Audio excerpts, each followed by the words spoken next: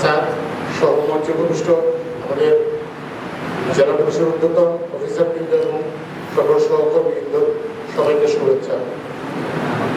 Sir, আমি আসলে কোনো সময় বক্তৃতা দিই নাই। আজকে বক্তৃতা দিতে পারলাম। আসলে আমি আবেগটা ধরে রাখতে পারতেছি না। কিছু না বললে মনে হচ্ছে যে আমার ভিতরে একটু কীরকম জ্বালা কথা, তাই আমি একটু বলতেছি। স্যার, আসলে আমাদের জীবনের জন্ম কোনো এক সময় মৃত্যুকে আলিঙ্গন করার জন্য, আর একজন পুলিশ অফিসারের বদলি এটি একটি স্বাভাবিক নিয়ম।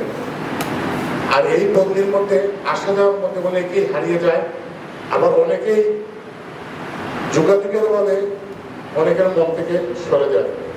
কিন্তু আমি হঠাৎ করে বলতে পারি স্যার, আপনার নীতি এবং আদর্শে, আপনার সৎ কর্মকাণ্ডে আমাদের এই হবিগঞ্জ জেলা পুলিশের প্রত্যেকটি পুলিশ সদস্যের মনে গোটায় আপনি অন্তরের অন্তঃস্থল থেকে জীবন্ত অবস্থা থাকবেন।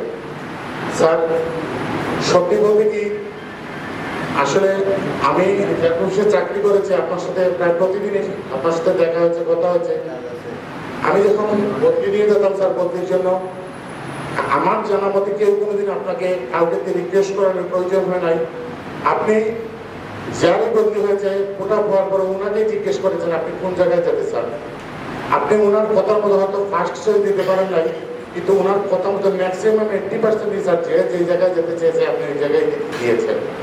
আসলে আমি স্যার আমার 25 বছরের চাকরি জীবনে 15 থেকে 17 জন পুলিশ সুপার পেয়েছি। এইরকম আপনার মতো দয়ালু, আপনার মতন এই উদারমনের মানুষ আমি পাই নাই। এই জন্য স্যার আমি আমার অন্তরের অন্তঃস্থল থেকে আপনাকে ধন্যবাদ জানাই।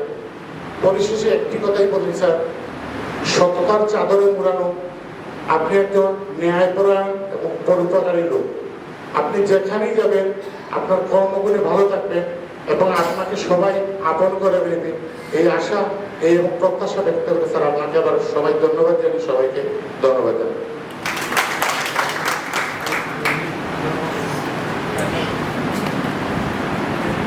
আসসালামু আলাইকুম স্যার, আমি মোহাম্মদ আবুল সিদ্দিক আলাই স্যার।